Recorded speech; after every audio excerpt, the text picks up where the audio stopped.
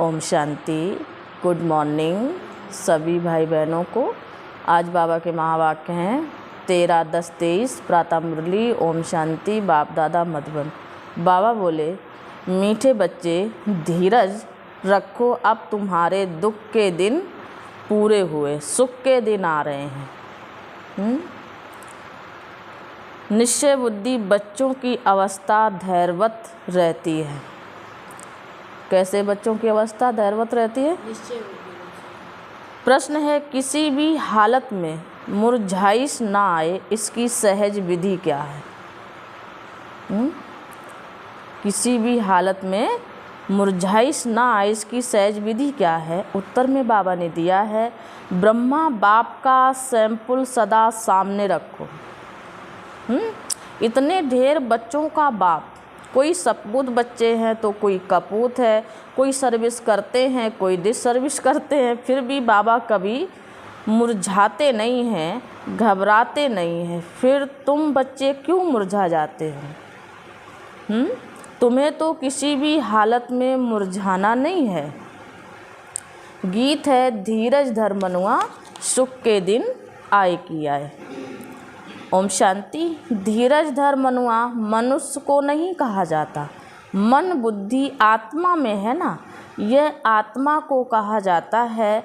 आत्मा को सिवाय परमपिता परमात्मा के और कोई कह ना सके कि धैर्य धरो, क्योंकि अधीर को ही धैर्य दिया जाता है। अगर ईश्वर सर्वव्यापी है तो उसको अधीर कहा नहीं जा सकता है। मनुष्य इस समय सब अधीर हैं, दुखी हैं, इसलिए धैर्य देने के लिए, सुख देने के लिए बाप आए हैं। कहते हैं अब धैर्य धरो। बाप के महावाक्य सिर्फ तुम्हारे लिए नहीं है,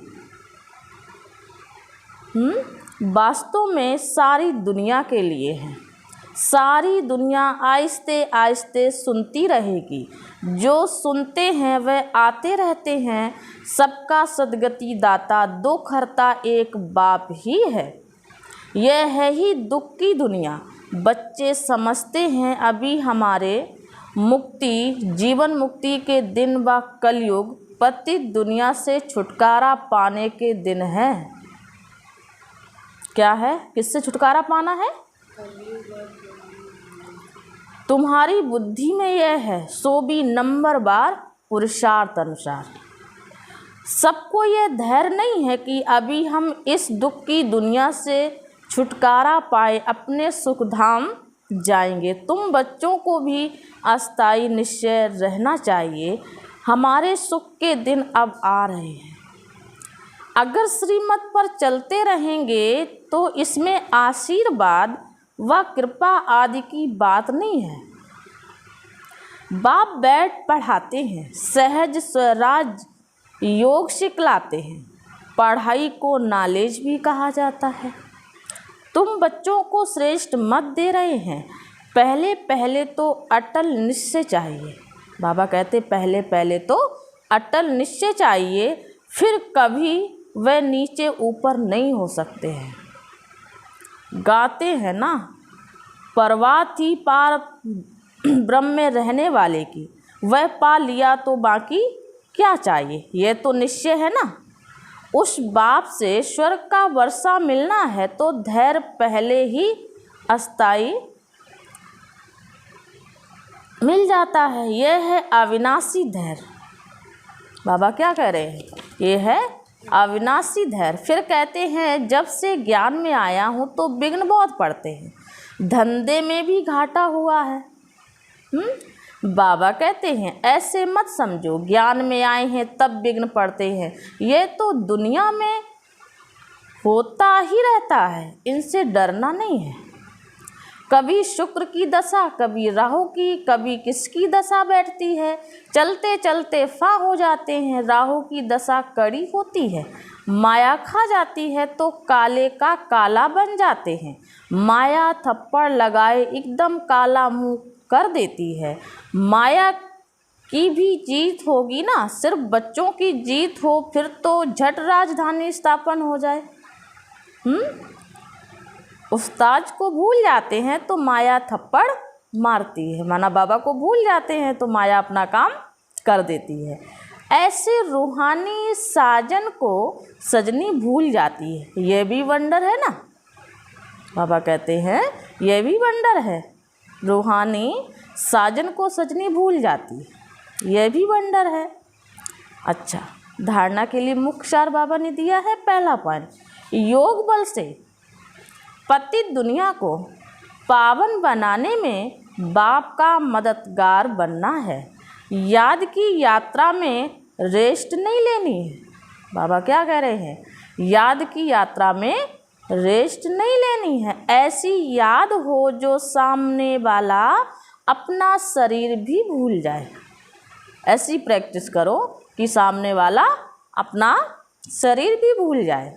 दूसरा पॉइंट है, श्रीमत में कभी भी शंका उठाकर अपनी मनमत नहीं चलानी है।